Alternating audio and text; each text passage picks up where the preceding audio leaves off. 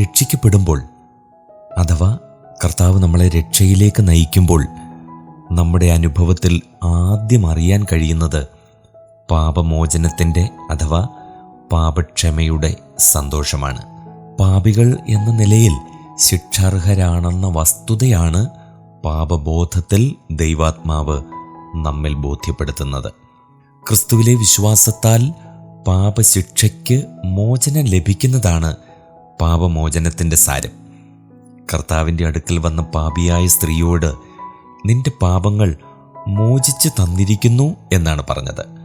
ലൂക്കോസ് 7:48 അവനിൽ നമുക്ക് അവൻ്റെ രക്തത്താൽ അതിക്രമങ്ങളുടെ മോചനമെന്ന വീണ്ടെടുപ്പുണ്ട്. എഫേസ്യ ലേഖനം 1:7 ഒരു പാപി ക്രിസ്തുവിൽ വിശ്വസിക്കുമ്പോൾ അവൻ്റെ സകല പാപങ്ങൾക്കും മോചനം ലഭിക്കുന്നു.